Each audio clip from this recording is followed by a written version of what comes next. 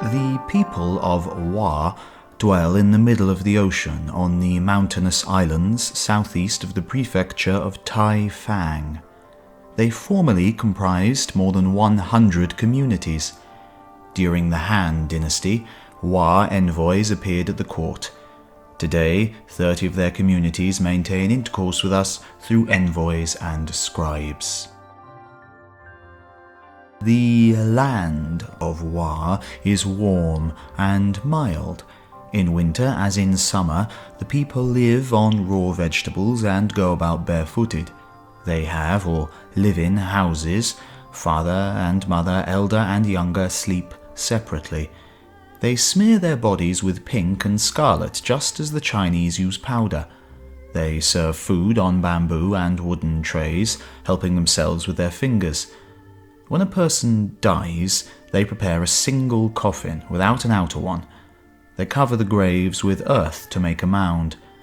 When death occurs, mourning is observed for more than 10 days, during which period they do not eat meat. The head mourners wail and lament, while friends sing, dance, and drink liquor. When the funeral is over, all members of the family go into the water to cleanse themselves in a bath of purification.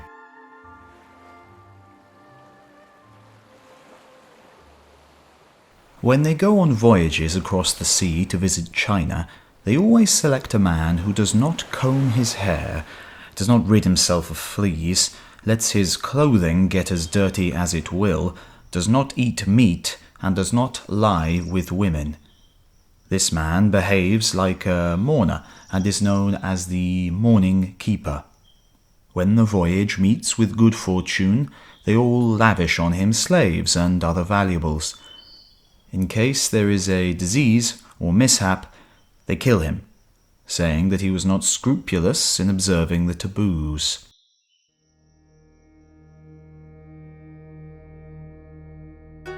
Whenever they undertake an enterprise or a journey and discussion arises, they bake bones and divine in order to tell whether fortune will be good or bad.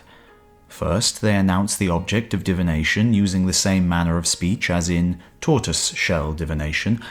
They then examine the cracks made by the fire and tell what is to come to pass. In their meetings and in their deportment, there is no distinction between father and son or between men and women. They are fond of liquor. In their worship, men of importance simply clap their hands instead of kneeling or bowing. The people live long, some to 100 and others to 80 or 90 years. Ordinarily, men of importance have 4 or 5 wives, the lesser ones 2 or 3.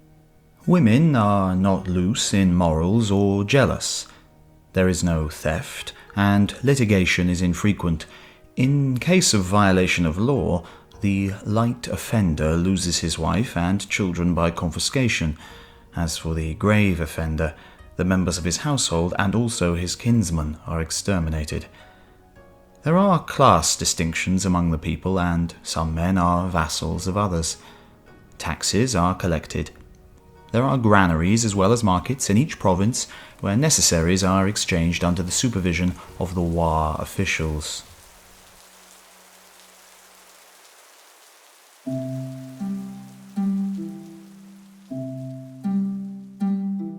When the lowly meet men of importance on the road, they stop and withdraw to the roadside.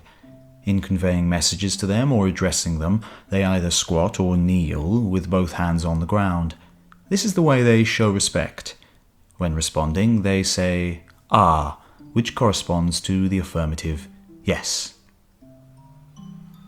The country formerly had a man as a ruler. For some 70 or 80 years after that, there were disturbances and warfare. Thereupon the people agreed upon a woman for their ruler. Her name was Pimiko. She occupied herself with magic and sorcery, bewitching the people.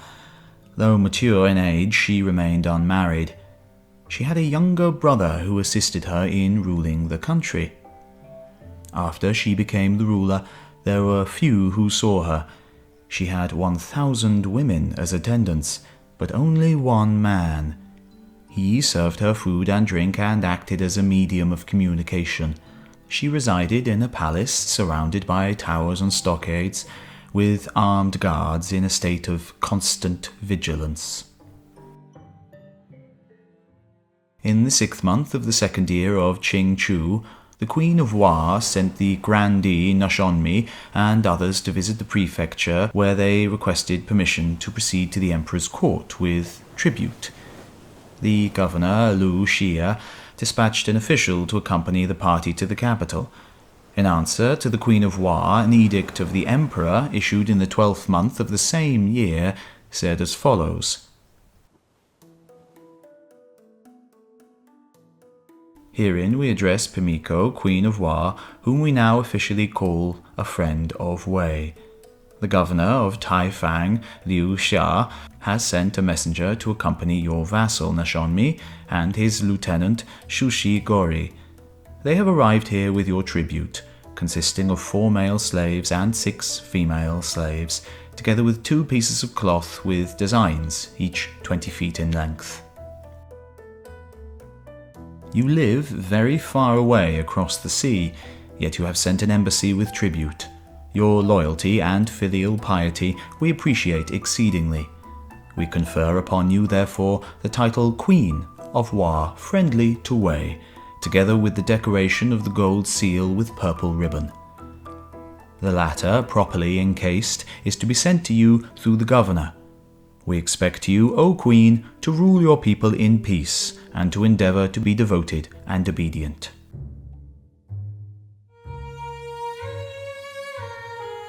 When Pimiko passed away, a great mound was raised, more than 100 paces in diameter.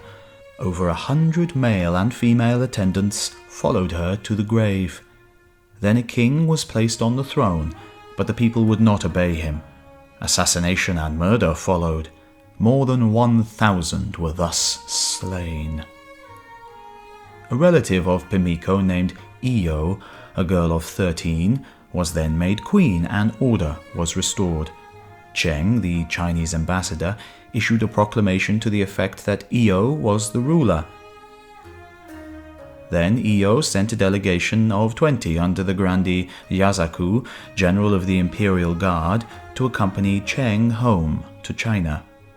The delegation visited the capital and presented 30 male and female slaves. It also offered to the court 5,000 white gems and 2 pieces of carved jade, as well as 20 pieces of brocade of various designs.